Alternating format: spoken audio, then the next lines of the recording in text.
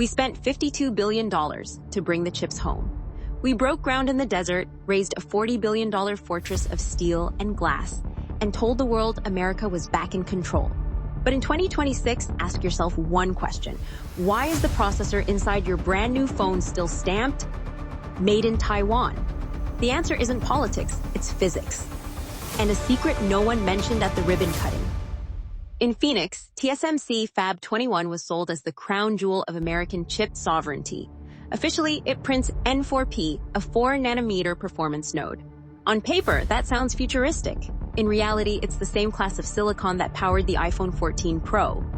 Back in 2022, for Apple and Nvidia, Arizona isn't the front line.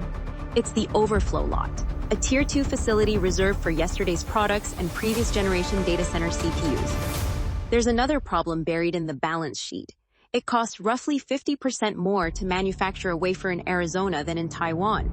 TSMC didn't absorb that loss. It passed it to customers. Apple agreed to pay the premium, but only for older high-margin products. Not for the A-series and M-series chips that define the future. The Phoenix Fab became a museum of legacy profit, not a laboratory of new physics. And even when Arizona does print a chip, it cannot finish it. The most valuable AI processors are useless until someone performs advanced packaging, CoWoS, chip-on-wafer-on-substrate, the delicate process that glues GPUs to their high-bandwidth memory. In January 2026, Arizona has zero CoWoS capacity. Every supposedly American chip boards a plane, flies back across the Pacific to Taiwan, and only then becomes real compute. The supply chain isn't a straight line, it's a loop, with Taipei at the center. So if America spent tens of billions and still can't unplug from Taiwan, what would it take to be truly sovereign? To answer that, you have to shrink yourself down to the scale where sovereignty is measured, not in miles or even microns, but in nanometers, and now in angstroms, because the future doesn't run on 4 nanometers, it runs on 2. Our TSMC's N2 node, the 2-nanometer revolution, abandons the old fin-shaped transistors and switches to nanosheet GAAFETs, gate-all-around devices that look less like shark fins and more like glass ribbons, stacked in a skyscraper. Each sheet gives engineers tighter control over current, slashing leakage, and heat.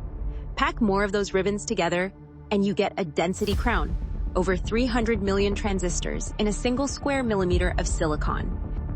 In its second iteration, N2P pulls a trick that looks like cheating, backside power delivery. Picture a rat's nest of wires on top of a chip, where power and data fight for the same cramped space. Now flip the power rails to the back of the silicon, feed electricity from underneath, and suddenly the front is pure logic. More room for transistors, fewer bottlenecks, cooler operation. At this scale, even power lines obey zoning laws. But even perfect transistor designs are worthless without a way to print them. At 2 nanometers, you need ASML's high-NA EUV machines, the $380 million TWINSCAN XE5200. By early 2026, only 12 exist on Earth. 10 site in Taiwan, 2 are in Intel's Oregon labs, none are in Arizona. You can pour concrete, hire workers, fly flags, but without those machines, physical sovereignty is a slogan, not a reality. Washington's backup plan was Intel.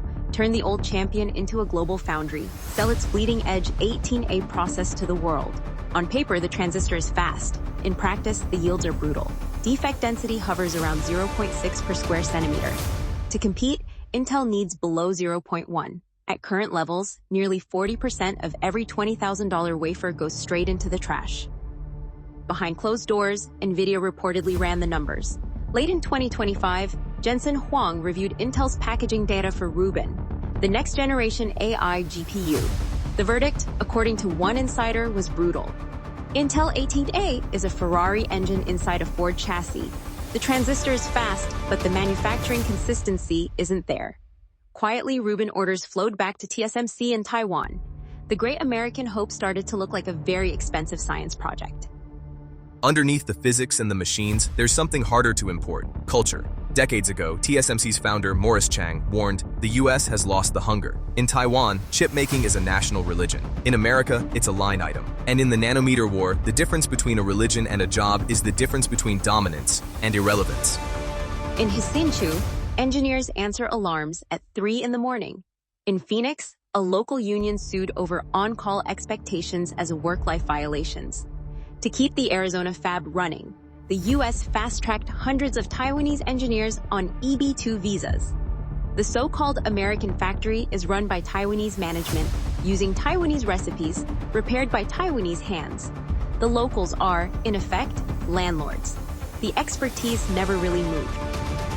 Now imagine the war game everyone whispers about.